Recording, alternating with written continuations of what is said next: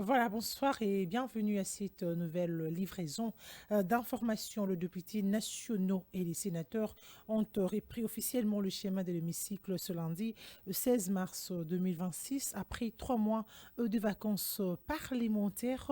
À l'Assemblée nationale, le président du bureau est revenu sur la question du dialogue national inclusif. D'après Aimé Boji Sangara, ce dialogue ne doit pas être considéré comme une opportunité visant à fragiliser l'ordre constitutionnel établi, mais plutôt comme un cadre devant renforcer la cohésion nationale et consolider les institutions de la République démocratique du Congo. Honorables députés, estimés collègues, au plan intérieur, notre nation s'apprête à s'engager dans un important processus de consolidation démocratique et institutionnelle. Dans ce contexte, la perspective d'un dialogue national évoquée par plusieurs acteurs de la vie politique et sociale devra être examinée avec responsabilité et lucidité.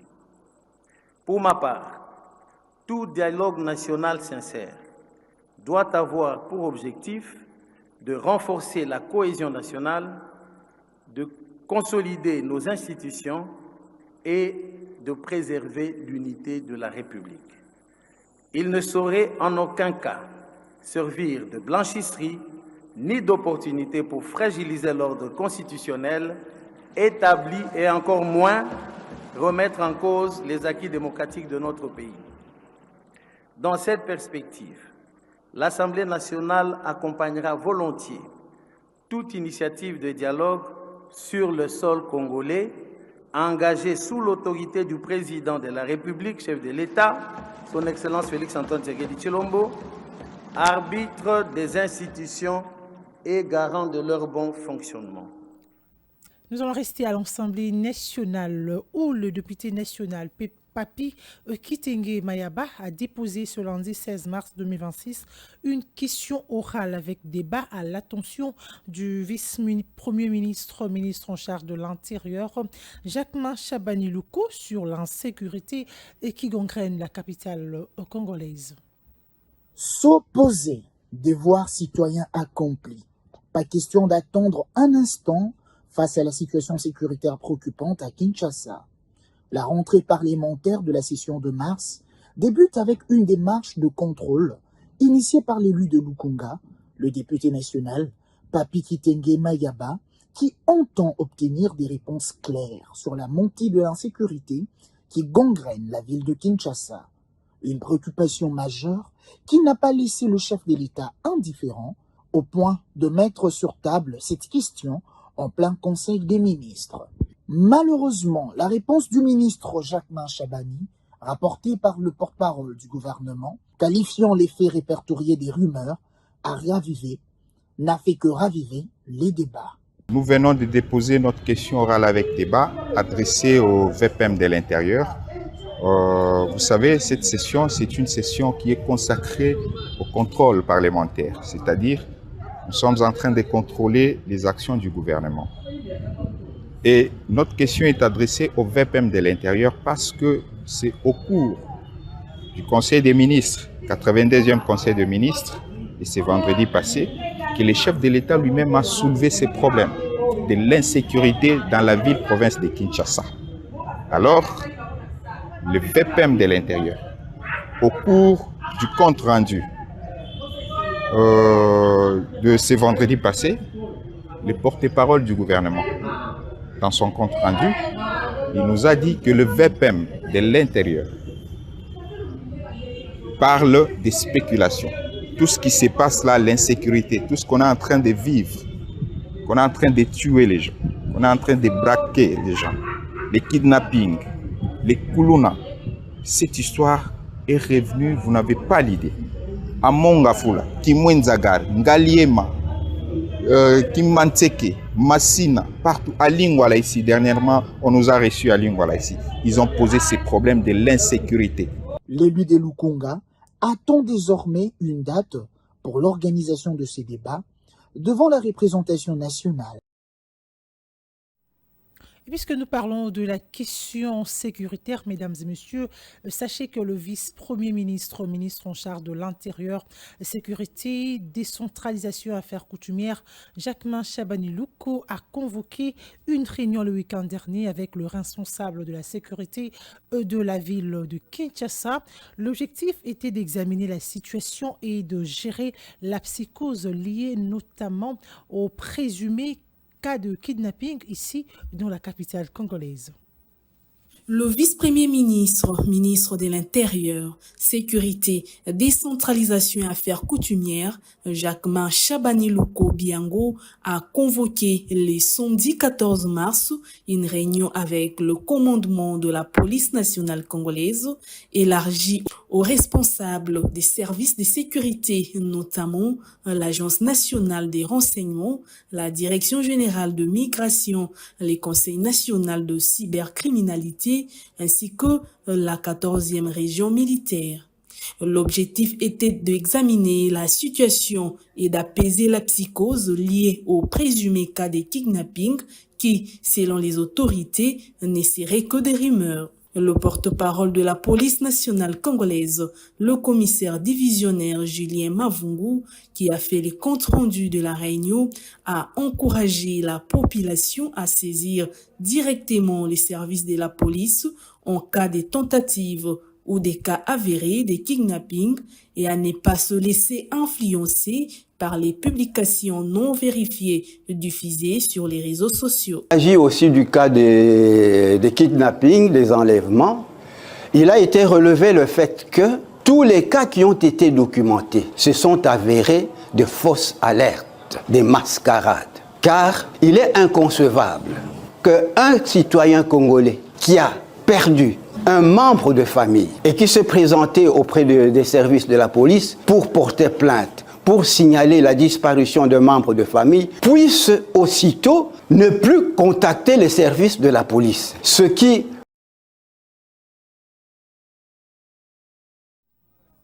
Et pendant ces temps, le vice-premier ministre en charge de la Défense nationale, Maître Guy Kabombo Mwadianvita, est en visite officielle à Bruxelles sur invitation de son homologue Théo Franken.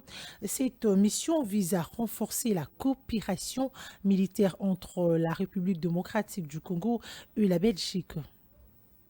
En mission officielle en Europe, le vice-premier ministre, ministre de la Défense nationale, Guy Kabombo Mwadianvita, est arrivé ce lundi 16 mars 2026 à Bruxelles, capitale de la Belgique, à l'invitation de son homologue Théo Franken, ministre de la Défense et du Commerce extérieur du Royaume de Belgique.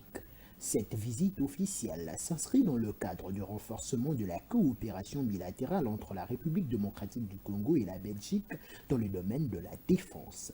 Elle fait suite aux initiatives engagées lors de la récente visite du ministre belge de la Défense en RDC. À cette occasion, les deux responsables s'étaient notamment rendus à Kindu, dans la province du Maniema, pour évaluer plusieurs projets de coopération, notamment dans les domaines des infrastructures et des équipements militaires. Durant son séjour en Belgique, le patron de la défense congolaise aura un entretien bilatéral avec son homologue belge. Il prévoit également de visiter l'école royale militaire de Belgique, dans une institution de référence dans la formation des officiers.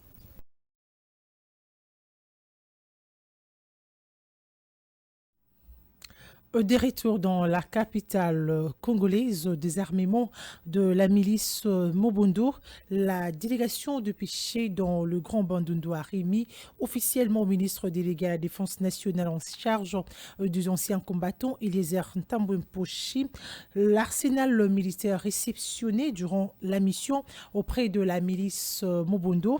Ému du travail accompli, le ministre délégué à la Défense nationale a vivement remercié la délégation.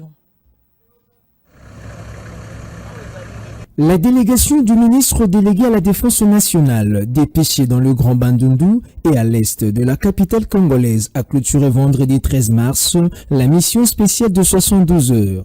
Reçue au cabinet, la délégation a présenté au ministre délégué l'arsenal militaire réceptionné dans le cadre du processus de désarmement et démobilisation de la milice Mobondo. Devant le ministre, les membres de la délégation ont brièvement salué les avancées enregistrées au cours de cette mission grâce notamment au travail des fonds menés par l'équipe d'avance. En dépit de quelques difficultés rencontrées, la délégation a soumis quelques pistes de propositions pour renforcer davantage l'autorité de l'État.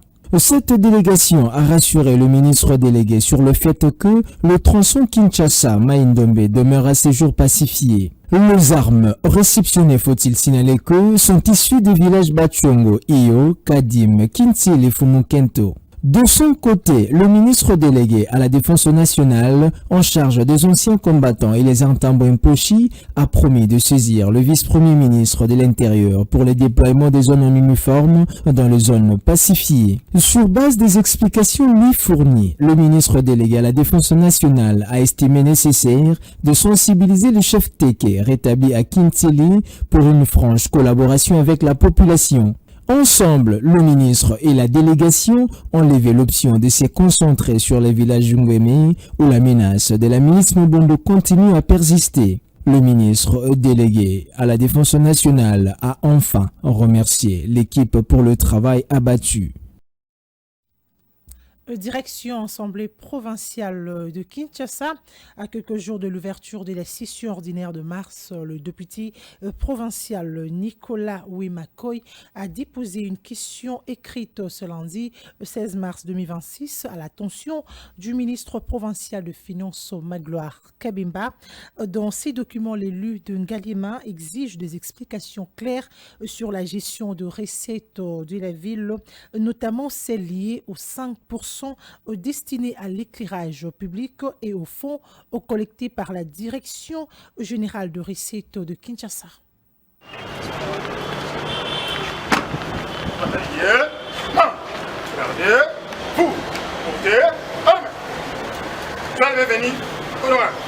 Vous savez, la DGRK, c'est une régie qui a été créée en 2008 pour augmenter les recettes de la ville de Kinshasa. Il s'est fait que le ministre, par sa circulaire, compte créer une commission qui va devoir recevoir 5% de toutes les recettes que la DGRK est en train d'empocher.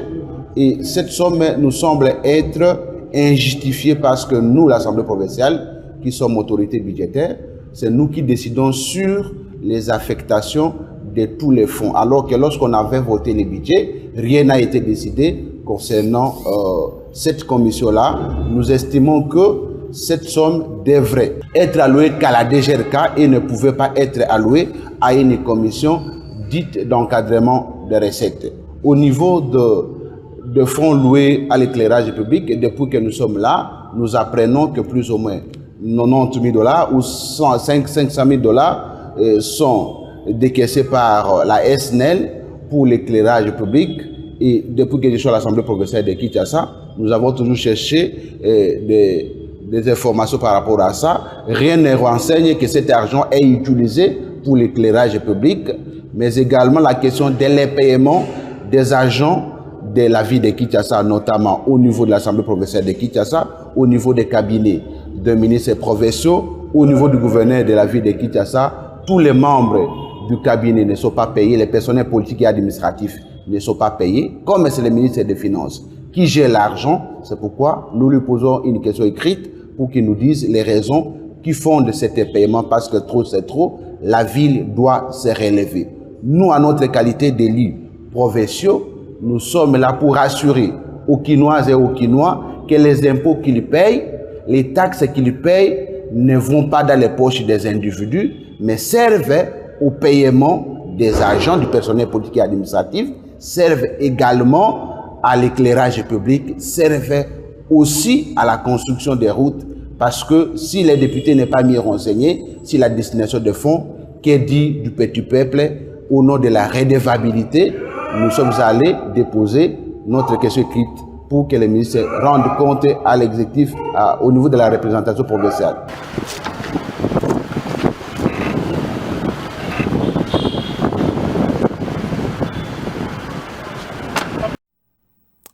L'histoire économique ne retiendra pas de cris, mais plutôt des résultats. Telle est la précision de taille. Apportée par le ministre des Finances Doudou Famba Lekoundé Libotaï lors d'une interview accordée le week-end dernier à l'un de nos confrères. Dans un paysage politique où le critique fuse et le procès d'intention se multiplie, le ministre des Finances Doudou Famba Lekoundé Libotaï choisit de répondre autrement. Par le chiffre, face aux accusations de mirage macroéconomique, l'Argentine nationale oppose une conviction simple. Le fait parle plus fort que le slogan. Dans un entretien accordé à un média de la place, son premier échange avec la presse locale depuis le début de l'année 2026, le ministre des Finances revient sur les réformes engagées depuis l'investiture du gouvernement souminois en juin 2024 et défend un cap économique qu'il estime déjà perceptible dans les indicateurs macroéconomiques. Premier argument avancé par le ministre, l'évolution de l'inflation. Lorsque le gouvernement souminois entre en fonction en juin 2024, le taux d'inflation en glissement annuel s'établit à 22,8% après avoir atteint 23,4% en décembre 2023. 18 mois plus tard, la situation a profondément changé. À la fin de l'année 2025, l'inflation a été ramenée à 10,3%, tandis que la monnaie nationale a enregistré une appréciation significative. Pour Doudou Famba Lekoundé Libotaï, ces résultats sont le fruit d'une meilleure coordination entre la politique budgétaire et la politique monétaire, conduite en partenariat avec la Banque centrale du Congo. Interrogé sur les critiques relatives à la situation des finances publiques et au retard observé dans la paie des fonctionnaires, le ministre évoque une lecture conjoncturelle de la situation. Il rappelle que la structure fiscale du pays crée chaque année des tensions temporaires sur la trésorerie publique au premier trimestre, la principale échéance fiscale, le paiement du solde de l'impôt sur les bénéfices professionnels, n'intervenant qu'au 30 avril. Sur la question de l'audit de la masse salariale exigée par le président de la République, Félix-Antoine Tshisekedi Tshilombo, le ministre se montre particulièrement favorable. La masse salariale de l'État est passée de 840 milliards de francs congolais à environ 1300 milliards, une évolution qui appelle, selon lui, une évaluation rigoureuse. Pour Doudou Famba, cette décision présidentielle permettra au gouvernement dirigé par la première ministre Juliette Suminwa-Tuluka de dégager des marges budgétaires supplémentaires pour la mise en œuvre de son programme d'action 2024-2028.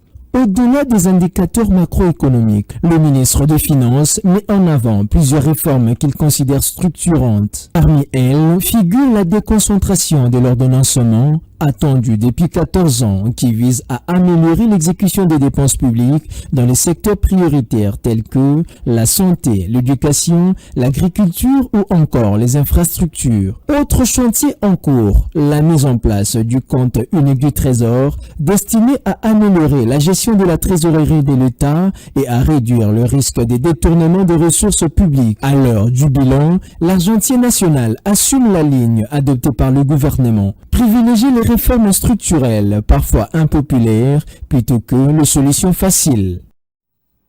Et puis dans un autre registre, création du tribunal pénal financier et économique en République démocratique du Congo, Maître Francis Toumba dénonce une diversion de la part du gouvernement congolais. Ces juristes invitent plutôt les autorités congolaises à se concentrer sur le problème essentiel lié au bien-être de la population. Oui, merci monsieur le journaliste. Je pense, à mon humble avis, étant scientifique, que la création du tribunal financier ainsi que le parquet précède juridiction n'est qu'une diversion. Pourquoi je l'ai dit?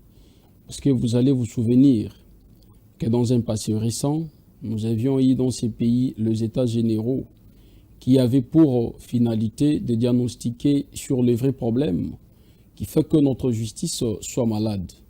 Au cours de ces états généraux, plusieurs points ont été épinglés et les résolutions ont été prises.